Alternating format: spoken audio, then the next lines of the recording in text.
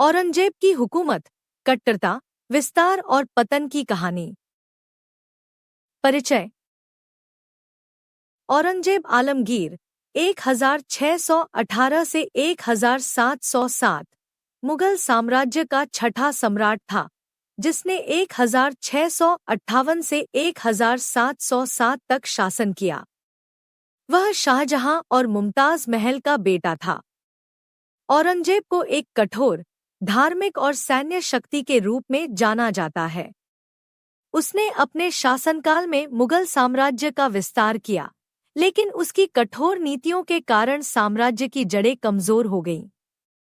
उसकी नीति ने सामाजिक, धार्मिक और राजनीतिक दृष्टि से भारत पर गहरा प्रभाव डाला। प्रारंभिक जीवन और सत्ता की ओर बढ़ते कदम। औरंगजेब का जन्म 3 नवंबर 1618 को दाहोद, गुजरात में हुआ था। उसने बचपन से ही इस्लामिक शिक्षा में गहरी रुचि दिखाई। वह युद्ध कला और प्रशासन में निपुण था। शाहजहां के 4 पुत्रों दारा शिकोह, शुजा, मुराद और औरंगजेब में सत्ता की होड़ मची थी। 1657 में शाहजहां बीमार पड़ा और उसके पुत्रों के बीच उत्तराधिकार का युद्ध शुरू हो गया।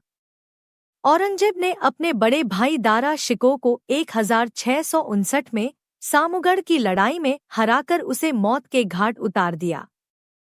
मुराद और शुजा को भी पराजित कर औरंगजेब ने सत्ता हथिया ली और 31 जुलाई 1658 को खुद को सम्राट घोषित कर दिया। औरंगजेब का शासन और धार्मिक कट्टरता।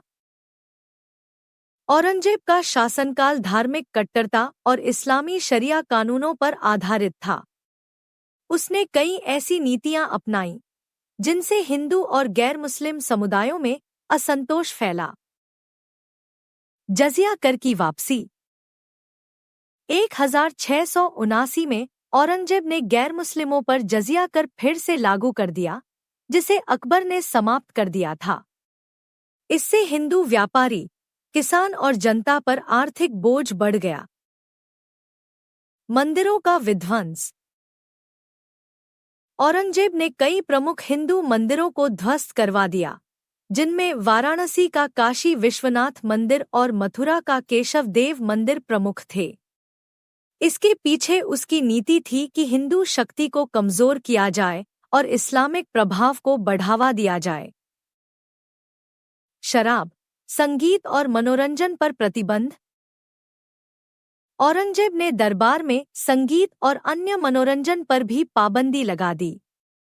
उसने कला और संस्कृति की बजाय इस्लामिक शिक्षा को बढ़ावा दिया।